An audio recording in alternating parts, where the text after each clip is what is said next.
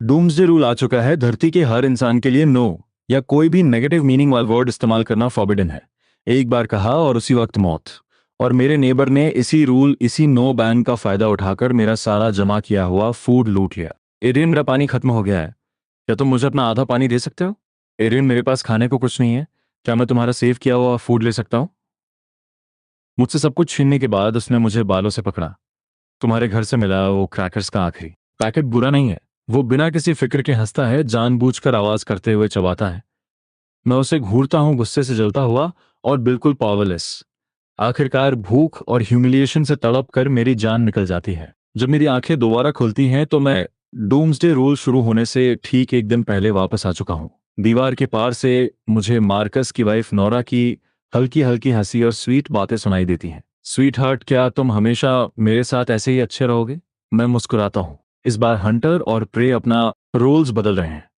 Marcus ने मुझसे जो कुछ छीना था, मैं उससे वो सब डबल वापस ही नहीं लूंगा, बल्कि उसे अपनी हर प्यारी चीज मेरे हवाले करनी पड़ेगी। उसकी वाइफ, उसका चाइल्ड, हर एक चीज जो उसकी है। एक ऐसी दुनिया जहां कोई नो नहीं कह सकता, वहां हर क्वेश्चन एक ऐसी तेज ब्लेड है जो तुम्हें पूरी तरह बर्बाद कर सकती है। अपनी पास्ट लाइफ में मैं इस रूल का असली मतलब समझने में बहुत स्लो था। ये नो बैन उसे अनलिमिटेड पावर देता है जो क्वेश्चन पूछता है, लेकिन इसका असली खेल लॉजिक में छिपा है। बस सही क्वेश्चन क्राफ्ट करो और तुम अपने ओपोनेंट को एक ऐसे पैराडॉक्स में ट्रैप कर दोगे जिससे वो कभी नहीं निकल पाएगा। और एक टॉप लॉ स्टूडेंट होने के नाते लॉजिक, ट्रैप्स और लैंग्वेज के साथ खेलना मेरे बाएं हाथ का खेल है। मैं बेड से उठता हूँ और कंफर्म करता हूँ आज का दिन वो आखिरी दिन है जब सब कुछ बदलने वाला है। मैं अपना बैंक बैलेंस चेक करता हूँ, पूरे 2 लाख मौजूद हैं। ये वो मनी है जो मेरे पेरेंट्स ने मेरी ग्रेजुएट स्कूल के लिए सेव किया था। पास्ट लाइफ में डूम्सडे रूल के आते ही ये पैसे वर्थलेस हो गए थे, लेकिन अब ये मेरे रिवेंज का सबसे पहला लीवर बनेगा।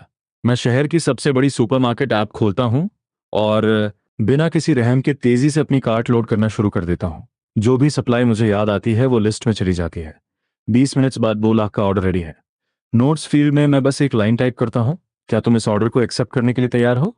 और फिर मैं सेंड दबा देता हूँ। कंफर्मेशन स्क्रीन तुरंत पॉपअप होती है। ये काम कर गया। मैं बाहर उस शांत और अनजान दुनिया को देखता हूँ और मेरे चेहरे पर एक कोल्ड स्माइल आ जाती है। मार्कस, गेम शुरू हो चुका है। Are you ready? अगली सुबह ठीक 9 बजे एक कोल्ड मैकेनिकल वॉइस पूरी दुनिया के साथ बिलियन लोगों के दिमाग में एक साथ गूंजती है। रूल अनाउंसमेंट इमीडिएट इफेक्ट से लागू। सभी इंसानों को नो या किसी भी नेगेटिव मीनिंग वाले एक्सप्रेशन का इस्तेमाल करने से रोका जाता है। Enjoy the game. एक पल के लिए पूरी दुनिया में सन्नाटा छा जाता है और फिर चीखें और केओस ऐसे फट पड़ते हैं जैसे समंदर में कोई बर्फीला तूफान आ गिरा हो। मैं खिड़की पर खड़ा बिल्कुल शांत होकर नीचे गली का तमाशा देख रहा हूँ। पास ही एक आदमी घबराहट में पलटकर दूसरे पर चिल्लाता है, मेरे पास मत आना। अगले ही सेकंड एक इनविजिबल फोर्स उसे मिटा देती है। राग के सिवा कुछ नहीं बचता। हर तरफ टेरर की चीखें गूंज उठती हैं। मैं शांति से कर्टन्स लगा देता हूँ और बाहर की आवाजों को ब्लॉक कर देता हूँ। मेरा फोन बजता है। ये सुपरमार्केट मैनेजर है, जिसकी आवाज डर और आंसुओं से कांप रही है। वो हकलाते हुए पूछता है कि मैंने जो ऑर्डर किया है उसका नोट इतना अजीब क्यों है। मैं पानी की तरह शांत होकर जवाब देता हूँ, क्या तुम ऑर्डर की सारी चीजें डिलीवर करने के लिए तैयार हो? दूसरी तरफ बिल्कुल साइलेंस। 1 घंटे बाद मेरी बिल्डिंग के नीचे एक मैसिव ट्रक आकर रुकता है। कुछ डरे हुए वर्कर्स मैनेजर के साथ फ्रेंडली नेगोशिएशन के बाद मेरी सप्लाईज को ऊपर लाना शुरू कर देते हैं। मेरा अपार्टमेंट 3rd फ्लोर पर है। कोई एलिवेटर नहीं है। मेरी सप्लाई से पूरा हॉलवे भर जाता है। नेबर्स अपने दरवाजों के पीपहोल से झांक रहे हैं। उनकी आंखों में डर और ग्रीड साफ दिख रही है, लेकिन बाहर आने की हिम्मत कोई नहीं करता। जब आखिरी बॉक्स ऊपर पहुंचता है तो वर्कर मेरी तरफ देखता है। उसके होंठ कांप रहे हैं और वो मुश्किल से खड़ा है। सर, क्या अब हम जा सकते हैं? मैं मुस्कुराता हूं और उन सबको पानी की एक बॉटल और ब्रेड पकड़ा देता हूं। ऑफ कोर्स, क्या तुम अभी यहां से जाने के लिए तैयार हो? जैसे कैदियों को आजादी मिल गई हो, वो बदहवास होकर वहां से भाग खड़े होते हैं। मैं दरवाजा बंद करता हूं, सप्लाईज के पहाड़ से टिक कर बैठता हूं और आखिरकार अपनी एग्जॉशन को महसूस करता हूं। लेकिन ये तो बस शुरुआत है। मैं एक ब्रांड न्यू टूल बॉक्स खोलता हूं और अपने शेल्टर को रीइंफोर्स करना शुरू कर देता हूं। अपनी पास्ट लाइफ में मैंने नेबर की मदद की पुकार का जवाब देने की गलती की थी और बता दिया था कि मेरे पास सप्लाईज है। उसी पुकार ने मार्कस जैसे भूखे भेड़िए को मेरे दरवाजे तक ला खड़ा किया था। इस बार मेरी दुनिया को सिर्फ साइलेंस चाहिए। मैं पूरी दोपहर सील करने में बिता देता हूँ। हर दरवाजे और विंडो के हर क्रैक को। मैं बेडरूम के दरवाजे पर 3 एक्स्ट्रा लॉक्स लगा देता हूँ। काम खत्म होने के बाद मैं काउच पर गिर पड़ता हूँ। पानी के कुछ बॉक्सेस अभी हॉलवे में बाहर रखे हैं। मैं अपनी सांसें कंट्रोल करता हूँ और आखिरी बार खुद को उठाता हूँ। जैसे ही मैं आखिरी बॉक्स अंदर खींच रहा होता हूँ, हॉल के उस पार वाला दरवाजा खुलता है। मार्कस अपना सिर बाहर निकालता है। उसके चेहरे पर वही परफेक्टली रिहर्स्ड स्माइल है, एक वार्म और फ्रेंडली नेबर वाली। लेकिन जैसे ही उसकी नज़र उन बॉक्सेस पर पड़ती है जिन्हें मैं अभी तक अंदर नहीं ले गया हूँ, मैं उसकी आंखों की गहराई में उस ग्रीड की चमक को देख लेता हूँ। बिल्कुल वही लुक जो पास्ट लाइफ में मुझे दीवार से लगाते वक्त उसकी आंखों में था। वो मुझे देखता है और सरप्राइज होने का नाटक करता है। वो एरियन, क्या तुम यहाँ शिफ्ट हो रहे हो?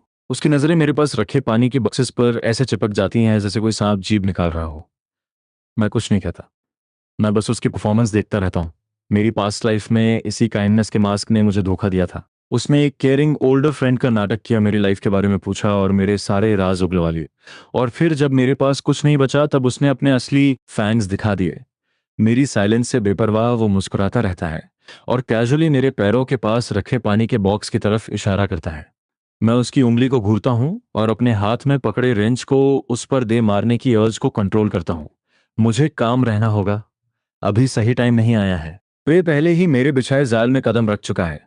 मुझे बस उसे स्टेप बाय स्टेप अपनी मर्जी से ट्रैप के बिल्कुल सेंटर तक लाना है।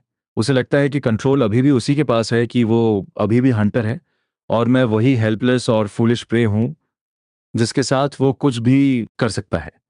वो सबसे सिंपल क्वेश्चंस के साथ मुझे टेस्ट करना चाहता है, ये देखने के लिए कि क्या मैं रूल समझता हूं या मेरी लिमिट्स क्या है। वो मेरा दरवाजा खोलकर कम से कम कॉस्ट पर मेरी चीजें लूटना चाहता है। तो पूछो ना, तुम्हारी जुबान से निकला हर एक वर्ड वो रस्सी बनेगा जिससे तुम खुद को फांसी लगाओगे। मार्कस आखिरकार अपना छोटा सा वन मैन शो खत्म करता है, नीचे झुकता है और अपना चेहरा मेरे करीब लाता है, एक ऐसी टोन बनाते हुए जो उसे वार्म और फ्रेंडली लगती है। एरियन यार, बाहर बहुत गर्मी है, क्या तुम अपना आधा पानी मेरे साथ शेयर कर सकते हो? आ गया सवाल। ये क्वेश्चन किसी शांत तालाब में फेंके गए पत्थर की तरह हॉलवे की घुटन में गूंज उठता है, जैसे हवा ही फ्रीज हो गई हो। मैं डूबते सूरज की आखिरी रोशनी में उड़ते हुए डस्ट पार्टिकल्स तक को देख सकता हूँ। मार्कस ने अपनी वो परफेक्ट स्माइल बनाए रखी है, उसकी आंखों में सर्टेनिटी चमक रही है कि वो पहले ही जीत चुका है। उसे पूरा यकीन है कि मैं मना नहीं कर सकता। आखिरकार ये रूल सब पर इक्वली अप्लाई होता है। मेरी पास्ट लाइफ में इसी क्वेश्चन का सामना करते हुए मैं पैनिक कर गया था। लड़खड़ाते हुए वर्ड्स के साथ मुझे कुछ समझ नहीं आ रहा था कि क्या कहूँ।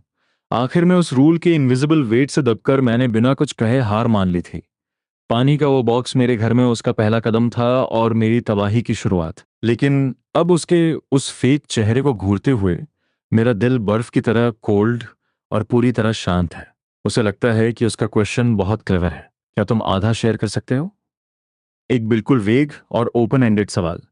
ये पूरी तरह ट्रैप से भरा है। वो नेबर होने की फेमिलियरिटी को वेपन की तरह यूज कर रहा है ताकि वो एक रॉबरी को जनरसिटी का रूप दे सके।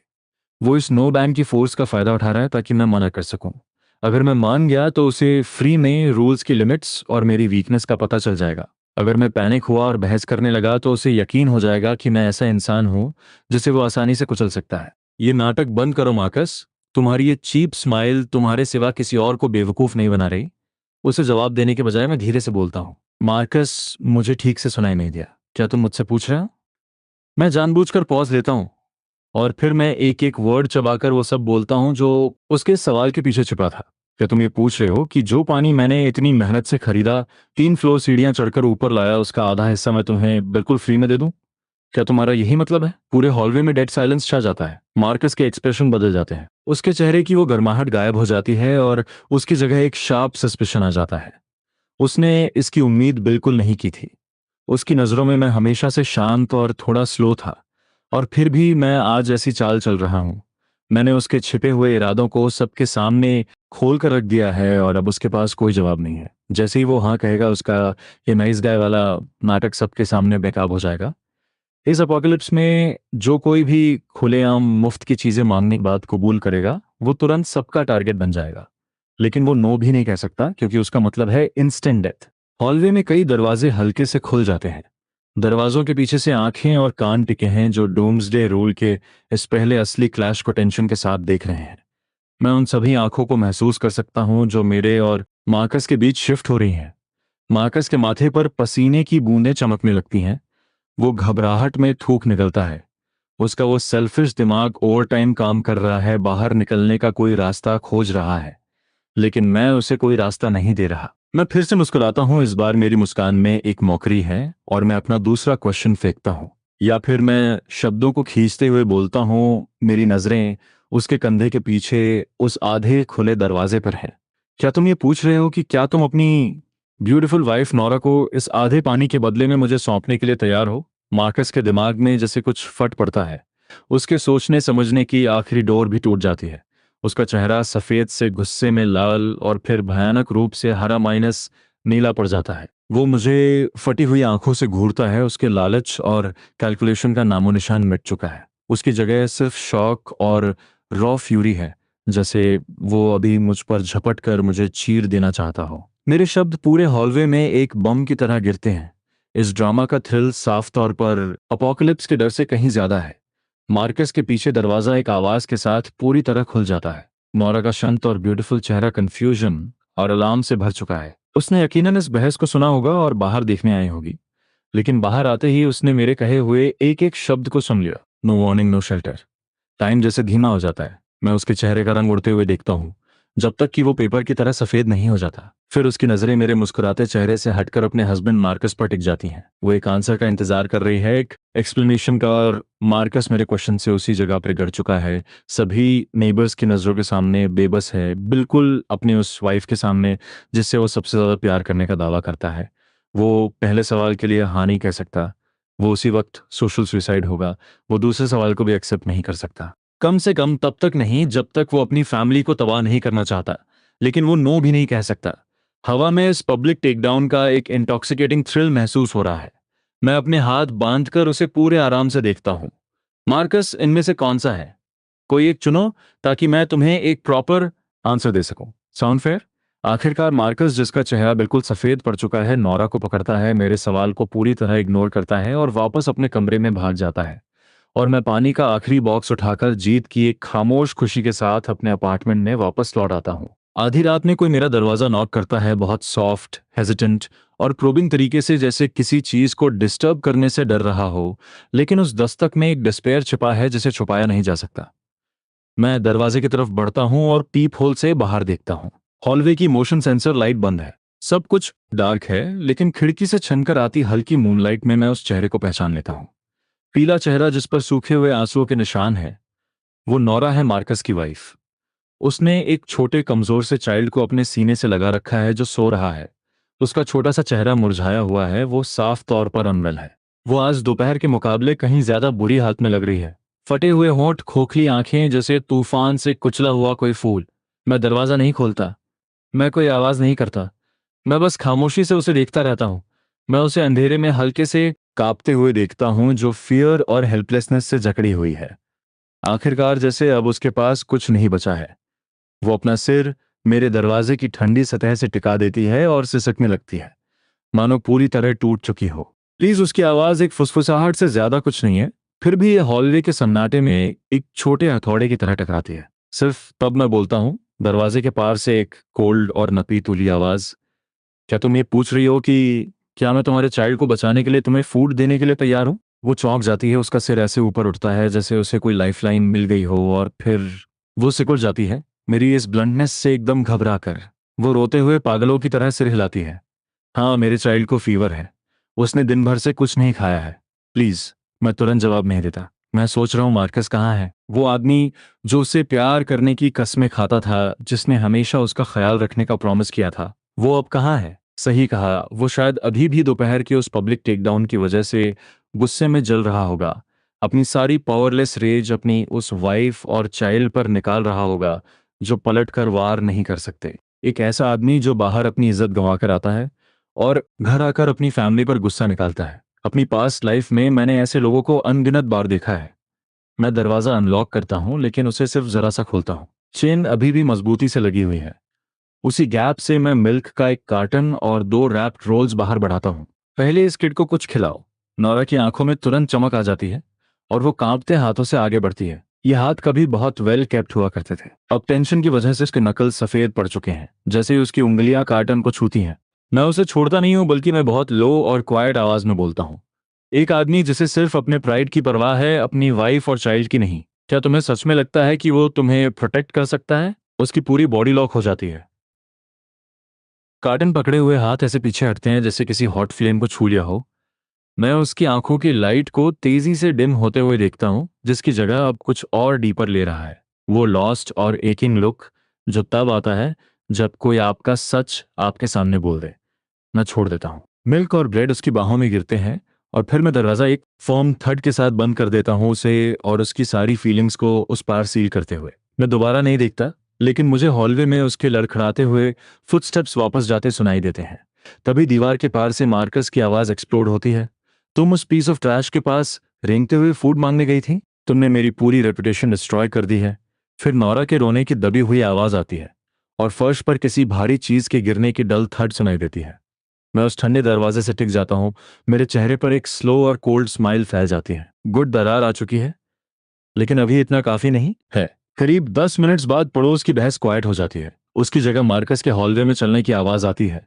उसकी आवाज जानबूझकर रेज्ड है, एंगर से भरी हुई। वो एक नेबर का दरवाजा नॉक करता है। वेड, अभी भी जाग रहे हो? तुम्हें कुछ बताना है? हॉल के उस पार वाला वो लड़का, वो अंदर तक रॉटन है। उसने उस डैम रूल का यूज करके मेरी वाइफ को सिर्फ थोड़े से फूड के लिए घुटनों पर ला दिया। लीसा, तुम्हें वॉच आउट करने की जरूरत है। हमारा नेबर एक मॉन्स्टर है। वो हम सबसे चुराने के लिए इस रूल का यूज कर रहा है। रूमर्स ही अपोकलिप्स में सबसे चीपेस्ट और शार्पेस्ट वेपन होते हैं, जो बिना किसी एफर्ट के फियर और हेट्रेड को इग्नाइट कर देते हैं। जल्द ही मेरे दरवाजे के बाहर फिर से फुटस्टेप्स जमा होने लगते हैं। इस बार कोई एक इंसान नहीं है। ये कम से कम 4 या 5 लोगों के शफलिंग और ओवरलैपिंग स्टेप्स हैं, जो मेरे दरवाजे के ठीक बाहर ऐसे रुकते हैं जैसे कुत्तों का झुंड जिन्हें ब्लड की महक मिल गई हो। पीपहोल से मैं सबसे आगे मार्कस को देखता हूँ। उसका चेहरा एक डार्क और रिवेंज फ्यूल्ड सेटिस्फैक्शन से ट्विस्टेड है।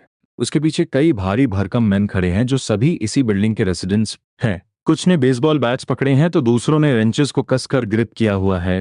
टेंशन पल भर में अपने पीक पर पहुंच जाती है। बाहर से भारी और रैगेड ब्रीदिंग की आवाजें आ रही हैं, जिनके और मेरे बीच सिर्फ एक पतले सिक्योरिटी डोर का फासला है। उनका ग्रीडी और विशस इंटेंट इतना थिक है कि लगता है जैसे जमकर टपकने लगेगा। एरियन, दरवाजा खोलो। मार्कस की आवाज दरवाजे के पार से आती है, एक फोर्स्ड अथॉरिटी के खोल में लिपटी हुई टाइटली कंट्रोल्ड एक्साइटमेंट। वो क्लियरली आज दोपहर की घटना से सीख चुका है। 4 छोटे वर्ड्स, सभी कमांड सावधानी से उन सभी सवालों को साइड स्टेप करते हुए जो रूल को ट्रिगर कर सकते हैं। मैं दरवाजे के पीछे खड़ा हूँ, पीप होल से उस ट्विस्टेड चेहरे को देख रहा हूँ। उसके पीछे वेड ने एक हैवी पाइप रेंच उठाया हुआ है और दूसरी तरफ लीसा जो खाली हाथ है। उसकी आंखें मेरे एंट्रीवे में रखे बॉक्सेस पर लॉक्ड है। ये नेबर्स नहीं है, ये वो वल्चर्स हैं जिन्हें ब्लड की महक मिल चुकी है। मैं अपनी जगह से नहीं हिलता, मैं बस देखता हूँ। एरियन, हम सब यहाँ नेबर्स हैं। टाइम्स बदल चुके हैं। हमें एक दूसरे का ख्याल रखना चाहिए। जब मैं कोई जवाब नहीं देता तो मार्कस अपनी टोन को सॉफन कर लेता है। तुमने एक इंसान के यूज से कहीं ज्यादा सामान खरीदा है। सबके साथ थोड़ा शेयर करो, हम सब तुम्हारी काइंडनेस याद रखेंगे। बिल्कुल सही कहा एड्रियन। बस दरवाजा खोल दो, हम बस बात करना चाहते हैं। वेड बीच में बोलता है, अनजाने में उस पाइप रेंच को अपनी हथेली पर टैप करते हुए। मेरे होठों पर एक कोल्ड स्मर्क आ जाती है। हाथों में वेपन्स लेकर बात करना चाहते हो? अपनी पास्ट लाइफ में मैं शायद फियर की वजह से उन्हें समझाने की कोशिश करता या वीकनेस के चलते हार मान लेता, लेकिन इस लाइफ में ये दरवाजा लाइफ और डेथ के बीच की लाइन है और ये मेरा स्टेज भी है। मैं अपना गला साफ करता हूँ। मेरी आवाज दरवाजे के पार जाती है, स्टेडी और क्लियर, बाहर मौजूद हर एक कान तक पहुंचती हुई। मार्कस, क्या तुम सबको ये बताना चाह रहे हो कि तुमने उन्हें अपने शील्ड्स की तरह इस्तेमाल करने के लिए ट्रिक किया, सिर्फ इसलिए ताकि तुम मेरी सप्लाईज अपने लिए ले सको? ये सेंटेंस बर्फ के पानी की बाल्टी की तरह लगता है। दरवाजे के बाहर की हीट एक पल में बुझ जाती है और उसकी जगह डेड साइलेंस छा जाता है। मार्कस का चेहरा साफ तौर पर फ्रीज हो जाता है। उसका मुंह खुलता है। उसका गला पागलों की तरह काम कर रहा है। वो इसे डिनाई करना चाहता है, वो नो कहना चाहता है। वो कहना चाहता है कि ये सच नहीं है, लेकिन इस रूल के अंडर वो वर्ड साक्षात मौत की साइट है। कहो कि ऐसा नहीं है और उसी स्पॉट पर ड्रॉप डेड। कहो कि मैंने ऐसा नहीं किया और पल भर में राख बन जाओ। वो ये सब निगल जाता है। उसका चेहरा फूल कर एक डीप अगली रेड हो जाता है। उसके माथे की वेन्स साफ तौर पर पल्स कर रही हैं और उसके पीछे खड़े नेबर्स, उनके एक्सप्रेशंस एक पल में शिफ्ट हो जाते हैं। एक बार जब सस्पिशन का सीड बो दिया जाता है और उसे अपोकलिप्टिक पैनिक का पानी मिलता है तो वो बहुत मैसिव और अनस्टॉपेबल बन जाता है। वेड का रेंच हवा में फ्रीज हो जाता है। उसकी आंखें मार्कस और मेरे बीच अनसर्टनली से फ्लिकर कर रही हैं। ये एक लाई है। मार्कस आखिरकार जोर लगाकर बोलता है। टेंशन से उसकी आवाज श्रिल हो चुकी है। वो हमें एक दूसरे के खिलाफ करने की कोशिश कर रहा है। एक बार जब हम अंदर पहुंच गए तो सब कुछ इक्वली स्प्लिट होगा। इक्वली स्प्लिट होगा। मैं एक सॉफ्ट लाफ निकालता हूं जो पूरी तरह मौकरी से भरी है। क्या यहाँ सबको सच में लगता है कि एक आदमी जो अपनी ही वाइफ को एक बार्गेनिंग चिप की तरह ट्रेड कर सकता है वो सच में तुम्हारे साथ कुछ भी इक्वली स्प्लिट करेगा? बाहर का कमोशन और तेज हो जाता है। लीसा मार्कस को ऊपर से नीचे तक ऐसे देखती है जैसे कोई ट्रैश इंस्पेक्ट कर रहा हो। एड्रियन, अपना मुंह बंद रखो। मार्कस भड़कता है, उसका ह्यूमिलिएशन अब रेज में बदल रहा है। वो मेरे दरवाजे पर मुक्का मारता है, सब लोग अंदर घुसो, इसे तोड़ दो। जो कुछ भी होगा उसकी रिस्पॉन्सिबिलिटी मैं लूंगा। मैं रिस्पॉन्सिबिलिटी लूंगा। कितना बोल्ड है। मैं झटके से डोर लॉक खोल देता हूँ। एक शार्प क्लिक जो डेड साइलेंट हॉलवे में किसी थंडरबोल्ट की तरह गूंजती है। बाहर के लोगों ने क्लियरली एक्सपेक्ट नहीं किया था कि मैं खुद दरवाजा खोल दूंगा। वो इंस्टिंक्टिवली आधा कदम पीछे हट जाते हैं। दरवाजा खुला है, लेकिन सिर्फ एक क्रैक के बराबर। स्टडी चेन अभी भी कसकर लॉक्ड है, जो उनकी दुनिया और मेरी दुनिया को कंप्लीटली सेपरेट रखे हुए है। मैं उस गैप के पीछे खड़ा हूं, मेरी एक आंख दिखाई दे रही है जो कोल्डली इस भीड़ को घूर रही है। आ जाओ फिर।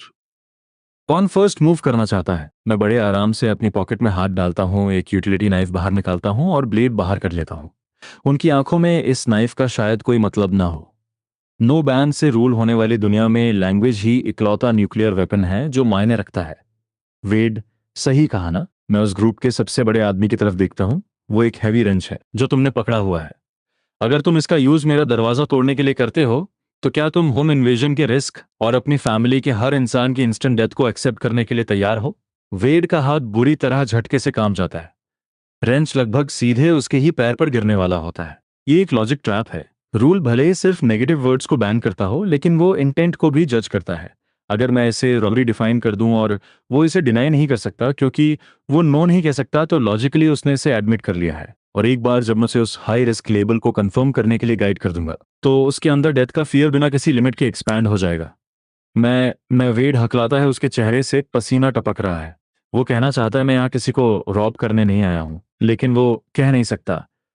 उसे एक क्वेश्चन ने हर एग्जिट सील कर दिया है। क्या बात है? वर्ड्स नहीं मिल रहे।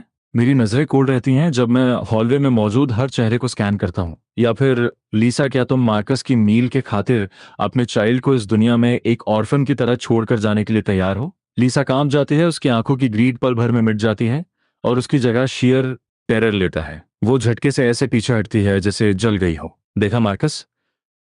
मैं गैप से उसकी तरफ देखता हूँ। उसका चेहरा पूरी तरह ग्रे पड़ चुका है। कोई भी तुम्हारे लिए मरने को तैयार नहीं है। मार्कस कोलैप्स होने की कगार पर डगमगा रहा है। उसे लगा था कि ये नंबर्स मुझे पीछे हटने पर फोर्स कर देंगे या कम से कम उन्हें अंदर घुसने का मौका दे देंगे।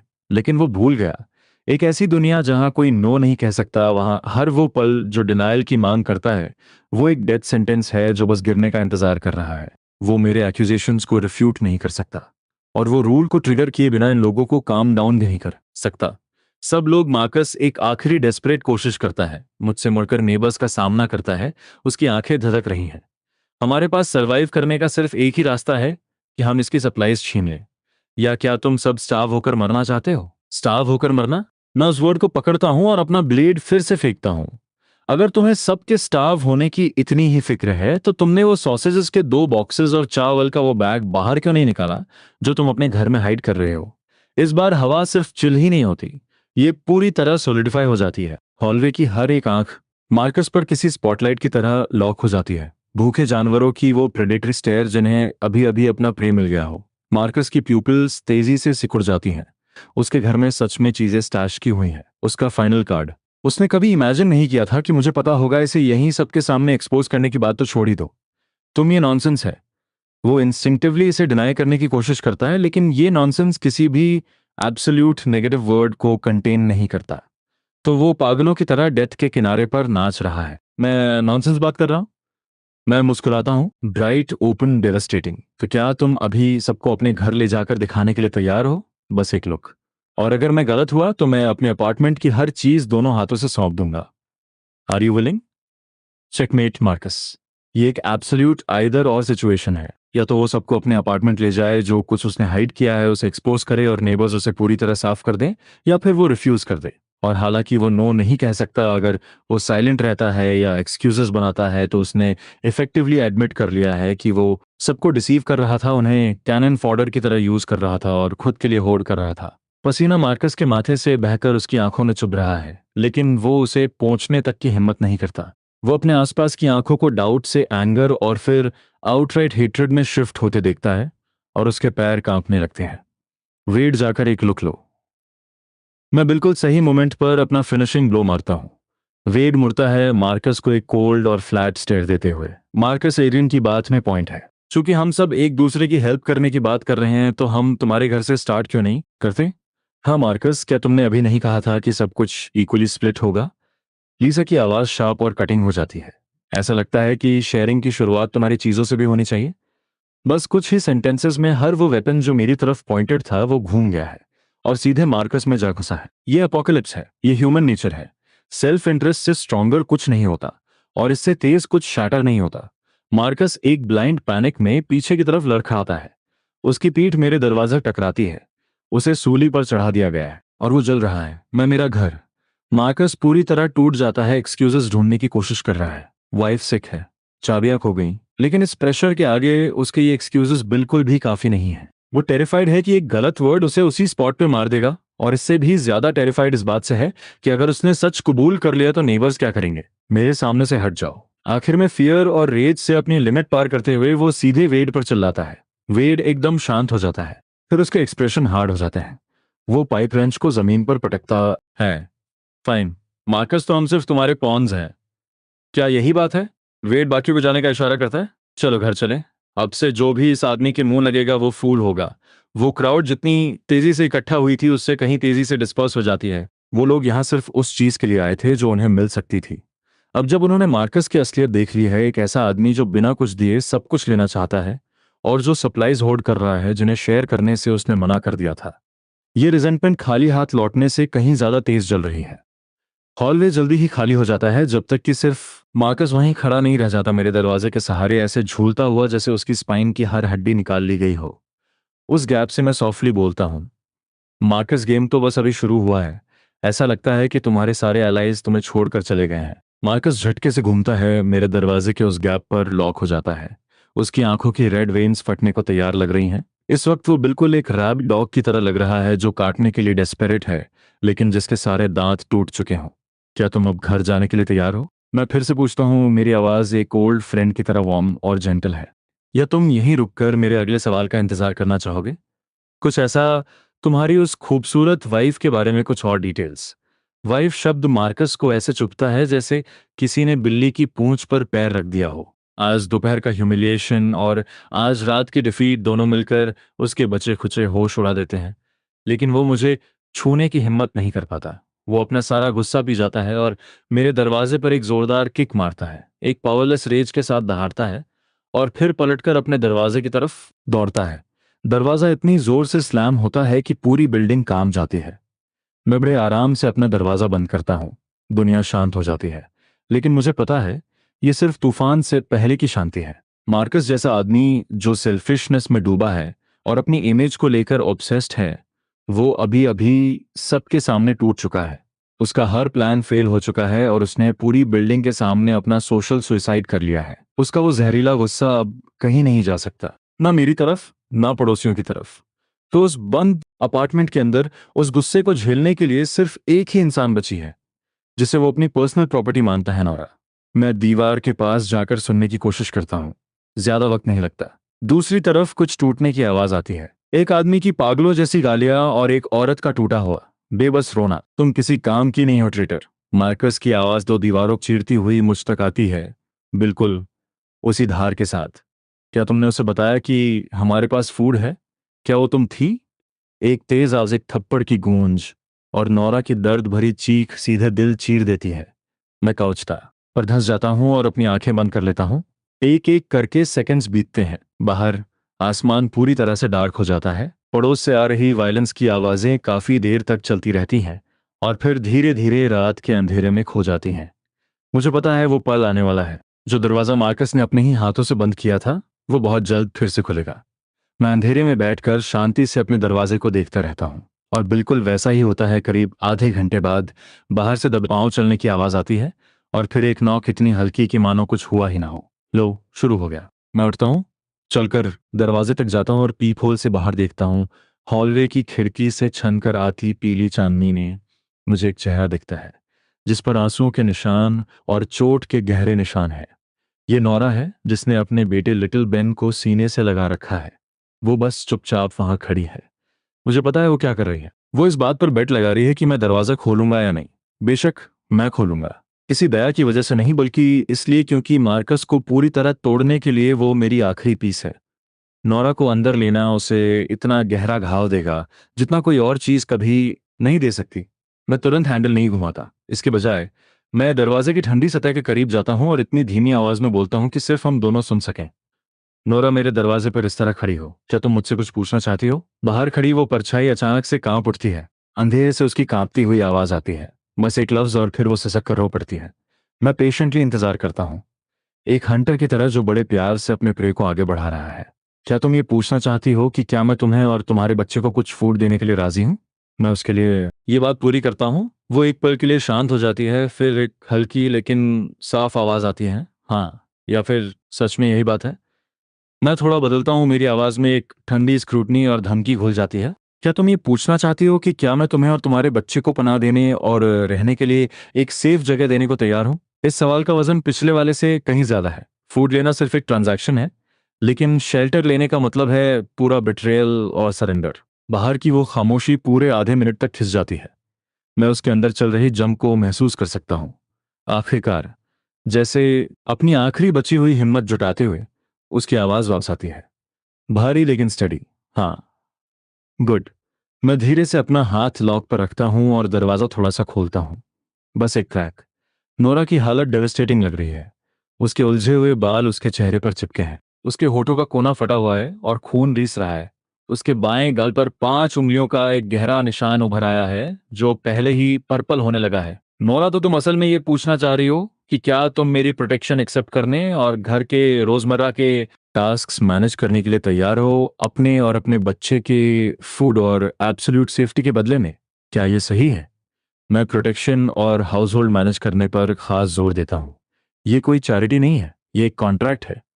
वो बस एक सेकंड के लिए झिझकती है, तभी मार्कस की आवाज फिर से दीवार के पार से आती है, धीमी और मुश्किल से दबाए हुए गुस्से से भरी, जो किसी सांप की तरह उसके टखने से लिपट जाती है। वो बुरी तरह कांप उठती है, फिर सीधे मेरी तरफ देखती है और एक फर्म भारी नॉट देती है। हाँ, मैं एक तरफ हट जाता हूँ रास्ता खाली करते हुए। फिर कहता हूँ, वेलकम। नोरा ऐसे आगे बढ़ती है जैसे किसी प्रिजनर को माफी मिल गई हो। लिटिल बेन को कसकर पकड़े हुए वो लड़खड़ाते हुए, आधी दौड़ते हुए दरवाजे से अंदर आ जाती है। मैं दरवाजा बंद करता हूँ, उसे लॉक करता हूँ और मार्कस की दुनिया को पूरी तरह से बाहर ही छोड़ देता हूँ। मार्कस एक जख्मी जानवर की तरह दहाड़ता है, जिसके बाद दरवाजे पर पागलों की तरह पीटने की आवाज आती है, तुम ट्रेटर, अभी बाहर निकलो। नौरा एकदम सुन्न पड़ जाती है। उसके चेहरे का सारा रंग उड़ जाता है और वो लिटिल बेन को कसकर पकड़ लेती है, हवा में एक पत्ते की तरह कांपते हुए। मैं पास जाता हूँ और अपना हाथ धीरे से उसके कंधे पर रखता हूँ। डरो मत, तुम यहाँ सेफ हो। मैं ये बात बिल्कुल साफ तौर पर कहता हूँ, इस मोमेंट से तुम और तुम्हारा बच्चा सेफ हो।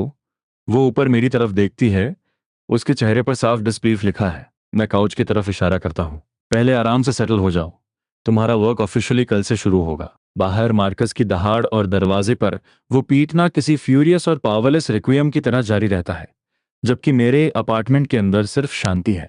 एक नए दिन की शुरुआत होती है, बगल से आ रही मार्कस की गालियों के साथ। इंसल्ट्स रुक रुक कर आ रही हैं, कोई क्रिएटिविटी नहीं, बस वही घिसी पिटी गालियां रिपीट हो रही हैं। मैं उन सबको इग्नोर कर देता हूँ। मैं फ्रिज से मिल्क और टोस्ट निकालता हूँ और आराम से अपना ब्रेकफास्ट तैयार करता हूँ। नोरा और लिटिल बेन काउच पर बैठे हैं, एक बड़ा एक छोटा, दोनों साफ तौर पे टेंस और डरे हुए हैं। मैं उसके सामने एक प्लेट खिसकाता हूँ, खा लो, जब तुम्हारा हो जाए तो तुम्हारा वर्क शुरू होगा। नोरा उसे एक स्टार्टल्ड डिसबिलीफ के साथ लेती है। वो बड़े ध्यान से लिटिल बेन को एक एक बाइट खिलाती है, खुद मुश्किल से ही कुछ छूती है। मैं उसकी तरफ कोई ध्यान नहीं देता, अपना हिस्सा खत्म करता हूँ और अपना मुंह पोंछता हूँ। स्टोरेज रूम से मैं एक वॉकी टॉकी और एक हैंड रिटन नोट लेता हूँ और उसे दे देता हूँ, ये लो, जाओ और 301 का दरवाजा नॉक करो। नोट में लिखा है, आंट में, क्या आप 3 लीटर्स क्लीन वाटर और 2 पैक इंस्टेंट नूडल्स के बदले अपने अपार्टमेंट की सारी सिगरेट्स और अल्कोहल ट्रेड करने के लिए तैयार हैं? वो डर से भरी आंखों से मेरी तरफ देखती है। मार्कस बाहर है, वो तुम्हें छुएगा भी नहीं। मैं उसकी तरफ देखता हूँ, मेरी आवाज एकदम शांत है। तुम अब मेरी प्रोटेक्शन में हो। अगर वो तुम पे हाथ भी उठाता है तो वो सीधा मुझसे पूछ रहा है, क्या तुम मुझे मरने देने के लिए तैयार हो? मेरे अल्फाज को उसे हिम्मत देने लगते हैं। वो एक गहरी सांस लेती है जैसे कोई फैसला कर रही हो, फिर लिटिल बेन को उठाती है, वॉकी टॉकी और नोट लेती है और दरवाजे की तरफ बढ़ती है। एंट्रेंस पर लगे कैमरा के जरिए मुझे हॉलवे का सब कुछ साफ दिखाई दे रहा है। नौरा 301 का दरवाजा नॉक करती है। ठीक उसी वक्त मार्कस अपने अपार्टमेंट से बाहर निकलता है। उसने कई दिनों से शेव नहीं किया है, आंखें धंसी हुई हैं और उससे किसी सड़ी हुई चीज की बदबू आ रही है। तुम्हारी यहां शक्ल दिखाने की हिम्मत कैसे हुई? वो चिल्लाते हुए नौरा के बालों की तरफ झपटता है। वो चीखती है और अपनी आंखें कसकर बंद कर लेती है, लेकिन उसका हाथ हवा में ही रुक जाता है। मेरी आवाज वॉकी टॉकी से आती है, एकदम कोल्ड और पूरे हॉलवे में साफ गूंजती हुई। मार्कस, क्या तुम श्योर हो कि तुम उसे छूना चाहते हो? मार्कस पूरी तरह से जम जाता है। वो धीरे से अपना सिर घुमाता है और मेरी डोर कैमरा पर अपनी नजरें गड़ा देता है। उसकी आंखें ऐसे जल रही हैं जैसे वो मुझे जिंदा चबा जाना चाहता हो, लेकिन वो कुछ नहीं कर पाता। 301 का दरवाजा खुलता है। आंट में बाहर झांकती है। नोरा, जो अभी भी कांप रही है, वो नोट आगे बढ़ाती है। आंट में उसे पढ़ती हैं बिना किसी हेजिटेशन के, फिर अंदर जाती हैं और वापस आती हैं अपनी बाहों में ढेर सारी सिगरेट्स और बॉटल्स भरकर। ट्रेड पूरा हो जाता है। नोरा उन चीजों को कसकर पकड़ती है, सिर नीचे किए हुए, और बिना एक बार भी मार्कस की तरफ देखे तेजी से मेरे अपार्टमेंट में वापस आ जाती है। बिल्कुल मार्कस के सामने मैं नौरा से वो सारी चीजें काउंट करवाता हूँ जो हमने अभी हासिल की हैं, और फिर लिटिल बेन को रिवॉर्ड के तौर पर एक सॉसेज थमा देता हूँ। वो नज़ारा बर्दाश्त के बाहर हो जाता है। मार्कस एक तेज खौफनाक चीख मारता है। वोलेल कौंग चीख मारता है। वो अपना आपा खो चुका है। एक पागल सांड की तरह मेरे दरवाजे पर झपटता है। मैं दरवाजा जोर से बंद कर देता हूँ। एक जोरदार क्रैश, और वो स्टील कोर सिक्योरिटी डोर भी, जिसे मैंने इतने भारी कॉस्ट पर रीइंफोर्स करवाया था, उसमें एक हल्का सा डेंट आ जाता है। नोरा और लिटिल बेन कोने में दुबक जाते हैं। दोनों डर के मारे सफेद पड़ चुके हैं। मैं मुस्कुराता हूं तो बात यहां तक आ पहुंची। सबसे प्रिमिटिव चाल और सबसे बड़ी बेवकूफी। मैं दरवाजे तक जाता हूं, पीप होल से देखने के लिए नहीं, बल्कि उसके बगल में लगे एक छोटे से इनकंस्पिकुअस स्विच को दबाने के लिए। बाहर मार्कस वार करने के लिए अपनी मुट्ठी उठाता है और अचानक जम जाता है। कोई इनविजिबल चीज बहुत ही ट्रिमेंडस फोर्स के साथ उससे टकराती है। उसका शरीर पीछे की तरफ मुड़ जाता है। हर मसल बुरी तरह कांपने लगती है। रोंगटे खड़े हो जाते हैं और एक टूटी हुई हिसिंग आवाज उसके मुंह से निकलती है। वो हाई वोल्टेज ट्रैप ग्रिड जो मैंने डोर पैनल के अंदर इंस्टॉल किया था। कुछ सेकंड्स बाद मैं उसे स्विच ऑफ कर देता हूँ। मार्कस कीचड़ की तरह दरवाजे से फिसलता हुआ जमीन पर गिर पड़ता है। उसके शरीर से जलते हुए मांस की एक अजीब सी बदबू आ रही है। मैं दरवाजा बस हल्का सा खोलता हूँ, एक क्रैक जितना, इतना कि मैं उसे देख सकूं, और वो वहां किसी मरी हुई मछली की तरह पड़ा है, भारी और टूटी हुई सांसें लेते हुए। उसकी आंखों में अब कुछ नहीं बचा है सिवाय एक खोखले डिस्पेयर के। नौरा मेरे पीछे खड़ी है, उस आदमी को देख रही है जो कभी उसका पति हुआ करता था। उसके होंठ कांप रहे हैं, उसके एक्सप्रेशन को पढ़ पाना इम्पॉसिबल है। मोमेंट बिल्कुल सही है। मैं जमीन पर पड़े मार्कस को नीचे देखता हूँ और बहुत ही कोल्ड और डेलिब्रेट अंदाज में बोलता हूँ, मार्कस, क्या तुम ये मानने को तैयार नहीं हो कि अगर मैंने पहले से इस दरवाजे को रीइंफोर्स नहीं किया होता, अगर मैंने ये ग्रिड इंस्टॉल नहीं किया होता, तो तुम अभी अंदर घुस चुके होते? वो काम जाता है। अब उसके अंदर डिनायल की कोई गुंजाइश नहीं बची है। मैं और जोर डालता हूं, मेरी आवाज नीची है और मेरा हर एक लफ्ज उसे अंदर तक चीर रहा है। क्या तुम ये मानने को तैयार नहीं हो कि एक बार अंदर घुसने के बाद तुम मेरी हर एक सप्लाई छीन लेते और अपना सारा गुस्सा मुझ पर और नौरा पर निकाल देते, और ऐसा हार्म करते जिसे कभी ठीक नहीं किया जा सकता था? मार्कस के गले से एक फंसे हुए जानवर जैसी घबराहट भरी आवाज निकलती है। वो मेरे पीछे नौरा की तरफ देखता है और पहली बार उसकी आंखों में एक प्लीडिंग नजर आती है। नोरा इंस्टिंक्टिवली एक कदम पीछे हट जाती है, उसकी नजरों से खुद को दूर करते हुए। वो एक कदम उसे पूरी तरह तोड़ देता है। मैं उसकी आंखों में बची हुई आखिरी उम्मीद को भी बुझते हुए देखता हूं, और मैं अपना फाइनल जजमेंट सुनाता हूं, जो अपने आप में सबसे मर्सीफुल भी है। मार्कस, क्या तुम तैयार हो अपने अपार्टमेंट में बची हुई हर एक आखिरी सप्लाई मुझे देने के लिए दिन में एक बार अपने बेटे को देखने के राइट के बदले में? मार्कस की पुतलियां पूरी तरह अनफोकस्ड हो जाती हैं, जैसे किसी जीव के शरीर से सारी हड्डियां निकाल ली गई हों। कुछ सेकंड्स की डेड साइलेंस के बाद वो अपने गले से एक टूटा हुआ लफ्ज निकालता है, जैसे किसी जंग लगे हुए मेटल के आपस में घिसने की आवाज हो। हाँ, एक लफ्ज जो उसकी बची खुची सारी डिग्निटी और स्ट्रेंथ को सोख लेता है। मेरे पीछे नौरा बहुत ही हल्के से डगमगाती है और खुद को संभालने के लिए अपना हाथ दीवार पर टिका देती है। मैं बिना किसी एक्सप्रेशन के दरवाजा बंद कर देता हूँ, उस तरफ के मलबे को बाहर ही छोड़कर। नौरा, क्या तुम सप्लाईज की इन्वेंट्री लेने में मेरी मदद करने को तैयार हो? मैं मुड़ता हूँ और उससे पूछता हूँ, हमेशा की तरह एकदम काम। वो चौंक कर अपनी आंखें खोलती है, डर और कंफ्यूजन उसकी आंखों में घूम रहे हैं। लेकिन आखिर में वो सब एक सुन्न और रिजाइंड एक्सेप्टेंस में बदल जाता है। वो नॉड करती है। मैं दरवाजा खोलता हूँ। मार्कस अभी भी वहीं पड़ा है जहां वो गिरा था, एक मरे हुए कुत्ते की तरह। मैं उसकी तरफ दोबारा नहीं देखता। मैं सीधा हॉल पार करता हूँ, उस की का इस्तेमाल करता हूँ जो उसने अभी सरेंडर की थी उसका दरवाजा अनलॉक करने के लिए। और पसीने से भीगी हुई सड़ी और खट्टी हवा की एक मोटी सी वेव बाहर आती है। लिविंग रूम एक कबाड़ खाना बन चुका है। खाली इंस्टेंट नूडल कप्स और फटे हुए स्नैक रैपर्स हर तरफ बिखरे हुए हैं। काउच दीवार के सहारे टेढ़ा पड़ा है, जिस पर अजीब से दाग लगे हैं जिनका नाम ना लेना ही बेहतर है। ये अब वो वार्म और साफ सुथरा घर नहीं रहा जो मुझे याद है, वो घर जहां कभी हंसी गूंजती थी। नौरा मेरे पीछे अंदर आती है। वो उस बर्बादी को एक नजर देखती है और उसकी आंखों के किनारे लाल हो जाते हैं। मुझे पता है वो क्या याद कर रही है, लेकिन मुझे उसे कोई कंफर्ट देने में कोई इंटरेस्ट नहीं है। ये नाटक बंद करो। तुम्हारे ये सस्ते आंसू किसी को पिघलाने वाले नहीं है, इस ट्रैश कैन को भी नहीं। नौरा जम जाती है, अपने आखिरी आंसुओं को भी जबरदस्ती वापस रोकते हुए। नौरा और मैं चुपचाप सप्लाईज को खींचना शुरू करते हैं। मार्कस के पास मेरी उम्मीद से कहीं ज्यादा सामान था जो मैंने पहले ही नौरा को दिया था। उसके अलावा क्रैकर्स के कई बॉक्सेस, कैंड गुड्स का ढेर और बिखरे हुए स्नैक्स थे। असली प्राइस था क्लीन वाटर के 2 बड़े ड्रम्स। जैसे ही मैं इमरजेंसी राशंस का आखिरी बॉक्स उठाता हूँ, एक ब्लैक हार्ड कवर नोटबुक उस बॉक्स और दीवार के बीच के गैप से फिसल कर जमीन पर एक तेज आवाज के साथ गिरती है। मैं जम जाता हूँ। नौरा भी उसे देखती है। वो इंस्टिंक्ट के तहत उसे उठाने के लिए हाथ बढ़ाती है। इसे मत छूना। मेरी आवाज किसी कमांड की तरह निकलती है। मेरे दिमाग में हर एक अलार्म बजने लगता है। मार्कस का डायरी रखना, उसके जैसा आदमी इसके अंदर क्या हो सकता है? मैं नीचे बैठता हूँ, लेकिन अभी इसे उठाने के लिए हाथ नहीं बढ़ाता। मेरी आंखें एक सर्च लाइट की तरह इसके चप्पे चप्पे को टटोलती हैं। प्लेन ब्लैक कवर, कोई मार्किंग्स नहीं, कोई डेकोरेशन नहीं। ये किसी पर्सनल डायरी जैसी नहीं लग रही, बल्कि एक लॉग बुक जैसी लग रही है। मैं अपना हाथ आगे बढ़ाता हूँ, मेरी उंगलियां उसके ठंडे स्मूथ कवर को छूती हैं।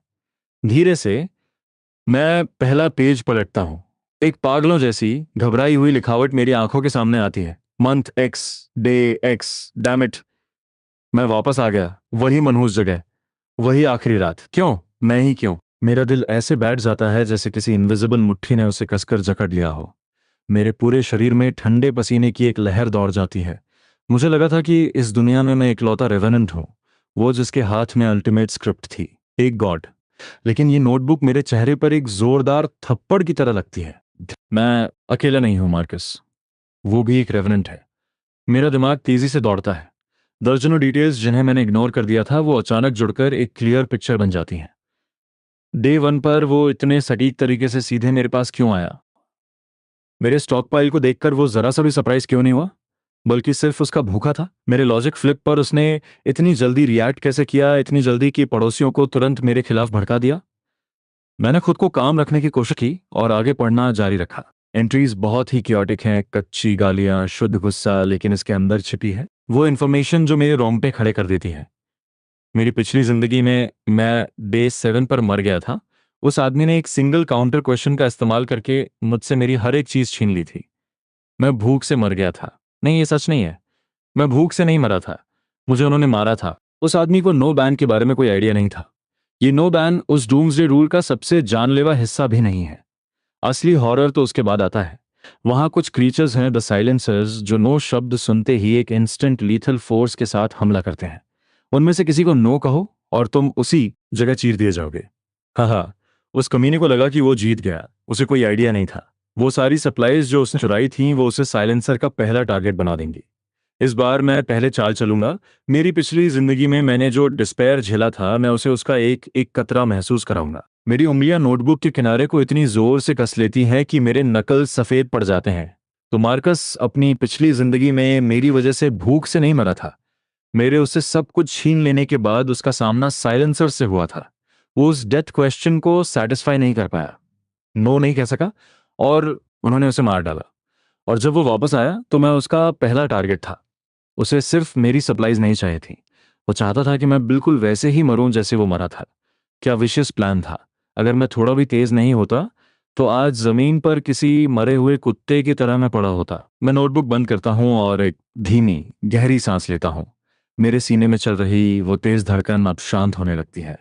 उस डर से परे एक गहरी चीज जन्म लेती है, एक रिलीफ और एक्साइटमेंट का एक हल्का सा एहसास। मार्कस, इस गिफ्ट के लिए थैंक यू। ये इंटेल उन बॉक्सेस से 10,000 गुना ज्यादा कीमती है। गेम में एक और रेवेनेंट, सामना करने के लिए एक और तरह का मंस्टर। तो क्या हुआ? ये पूरा end of the world game अब और भी ज्यादा इंटरेस्टिंग हो गया है। तभी बाहर कहीं से एक तेज चीख रात के अंधेरे को चीर देती है। वो किसी इंसान की आवाज नहीं है, वो हर तरह से खौफनाक है। नोरा और लिटिल पीट चीख उठते हैं और एक दूसरे से लिपट जाते हैं। मैं खिड़की की तरफ जाता हूँ और पर्दे का कोना उठाता हूँ। असली अपोकलिप्स अब शुरू होता है। वो चीख ऐसी है जैसे किसी जंग लगी आरी को इस शांत रात पे आगे पीछे सजा रहा हो। मोटी दीवारों के पार से भी वो शरीर का एक रोंगटा खड़ा कर देती है।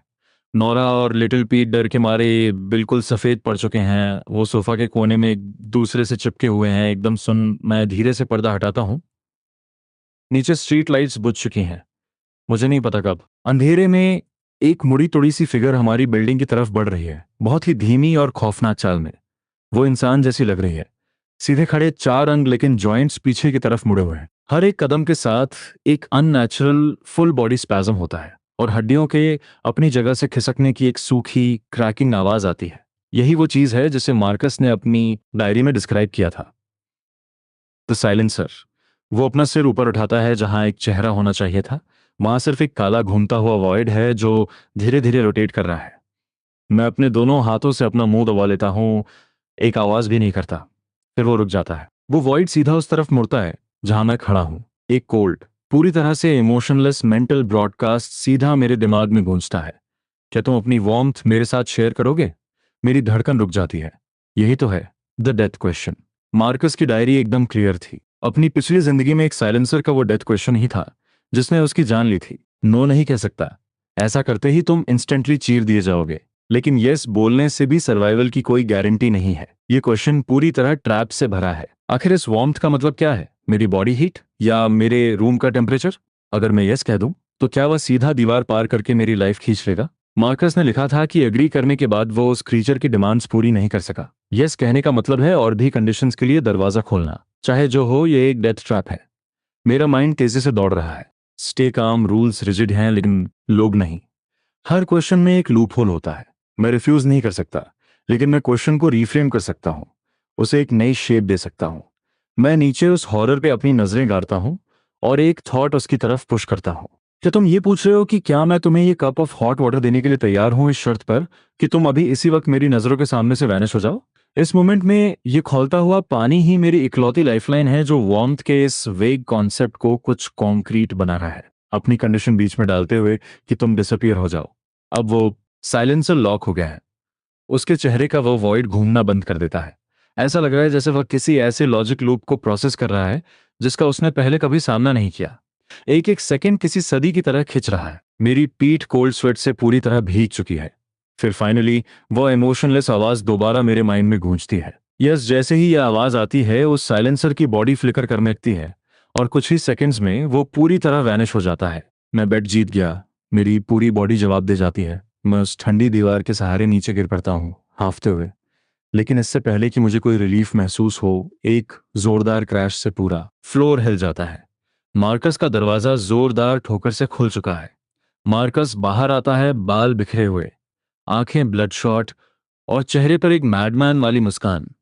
वह मुझे जिंदा और खड़ा हुआ देखता है। वह मेरे पीछे नौरा और उस बच्चे को देखता है। उसका चेहरा और भी ज्यादा ट्विस्ट हो जाता है। क्यों? तुम अब भी जिंदा क्यों हो? वह किसी फंसे हुए जानवर की तरह स्क्रीम करता है। ठीक उसी मोमेंट वह साइलेंसर जो अभी वैनिश हुआ था बिना किसी वार्निंग के हॉलवे में फिर से रीअपियर होता है, सीधा मार्कस के रास्ते में। वह वॉइड अब मार्कस की तरफ घूमता है। वह कोल्ड मेंटल ब्रॉडकास्ट एक बार फिर से आता है। क्या तुम अपना डिस्पेयर मेरे साथ शेयर करोगे? हर कोई सुन्न पड़ जाता है।